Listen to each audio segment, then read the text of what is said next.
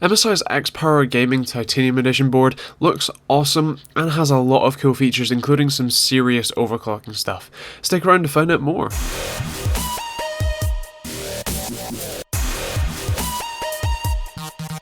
Check out our website at TechteamGB.co.uk for more info on both this and many other products, and also up-to-date news on all things tech. Stick around for this awesome video. So let's take a look at what's in the box. First of all, you get an internal USB 3 header extender cable, which is cool. Some voltage checkpoint extenders, which allow you to more easily check the voltage of your, CPU or GPU, whatever like that. You get a poster, the motherboard manual, an SLI bridge, as well as, I believe, 8 SATA cables. You also get sort of stickers and stuff like that, IO shield, and a case badge. But the really cool thing is this OC dashboard, which looks like it uses a proprietary connector, but allows you to still use the voltage checkpoints.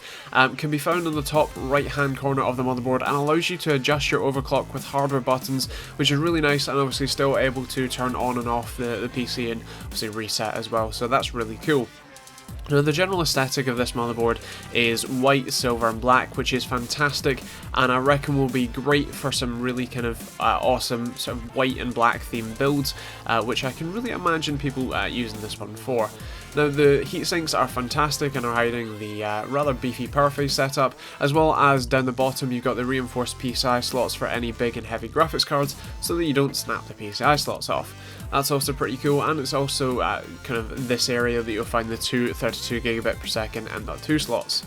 The rear I/O is a PS2 port, clear CMOS button, 3 USB 2 ports, I believe 4 USB 3 ports and 2 USB 3.1 ports, gigabit Ethernet, HDMI, dual HDMI sort of display port, and standard sort of 7.1 audio with SPDIF. On the right hand side you'll get the 24 pin connector and an internal USB 2 sort of port for overclocking tools and that sort of stuff, a USB 3 front panel header, 2 SATA express ports and 4 normal SATA ports, which allow for up to 8 SATA drives if you're not using the SATA express ports, as well as just generally a very nice overall aesthetic, as I said. Now, above the top reinforced PCI slot, you've got a 4-pin fan connector and a 6-pin PCIe power connector, and this is used for if you're overclocking your graphics cards or just happen to have, say, 4 graphics cards in the system and you want to provide stable power to them. You can plug this connector in and make sure that you have all the stable power you possibly can. Now, I actually really like the look of this board. It's very stylish for me, and I love the fact that it's white, as there really isn't many around right now, and the subtle, I guess, branding around this is fine for me as well. I believe the twisted lettering, by the way, is a previous reviewer, not just, how this board comes. Now, on the sort of left-hand side, as sort of usual, you'll find a split PCB for the Audio Boost 3 technology, which actually sounds really good. I was fairly impressed with it, and the red LEDs definitely look pretty awesome. So taking a look at the bottom of the board, you've got an OC button, so if you just want to hit that and sort of very quickly overclock your CPU, you can, as well as hardware power and reset buttons. USB 2 front panel connectors, also some dip switches for if you want to turn off PCI lanes and turn off the hotkey. Also the dual 7-seg displays if you want to see the debug codes and the CPU temperature. And as I said, it does look very, very cool with both the white PCB and the red LEDs for the split PCB audio. Now, I want to stress I'm not a pro overclocker, and this board is definitely aimed at pro overclockers. So this is coming from a outsider's perspective, looking at almost looking in at this kind of genre of product. But to give a sort of rough idea, I really like the features of it. It's very accessible for a beginner to overclock on, and I did some overclocking with the 6700K and the Intel sent over, which I'll be doing a review of very shortly. But it's a really kind of advanced board if you want it to be, with things like the OC dashboard and the connectors that allow you to check the voltage a lot easier and stuff like that. And that sort of thing makes it a very great advanced board, as well as very accessible for beginners. And also, just something to know, I can definitely see people buying this board as a showcase piece, so people who want to build a black and white system, or I guess white and black, and that being the kind of key motherboard for it, because obviously there aren't many white motherboards out. So with that being pretty much the only white one around, I can certainly see a lot of people using it for kind of that sort of showcase, water cooled, very aesthetically pleasing kind of build. So they might not necessarily be interested in as many of the overclocking features. So that is something to just kind of, I'd like to see, which is that there isn't actually a USB Type-C port on here.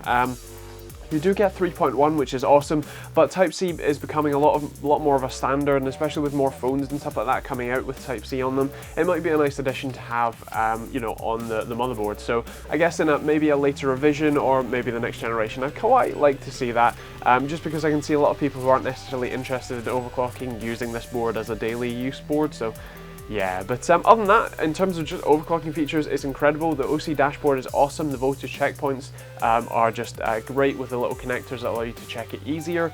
You know, the general, as I said, the aesthetic is great. The build quality feels fantastic, and if you were to round it out in sort of numbers, I'm going to give it a 4 for value for money. It's not the best value for money board on the market right now, and do bear in mind that you can overclock pretty well on other, you know, even the sort of M7 and lower end motherboards, and Asus and Gigabyte and all that sort of stuff. So if you're looking for a budget, you know, sort of overclocking motherboard, you may want to look elsewhere. But if you want a just amazing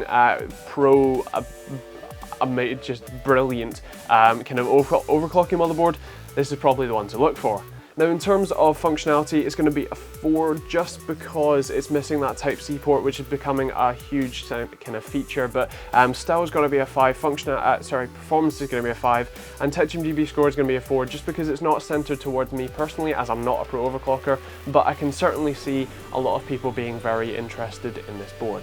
So I guess that's kind of it. I hope you enjoyed the video. If you have any questions about the board or anything else, feel free to leave them in the comments down below. Like and dislike, but let me know what you thought of it in the comments down below as well.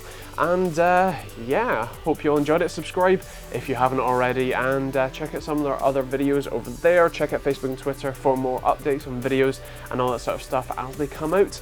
And yeah, thanks for watching. We'll see you on the next video.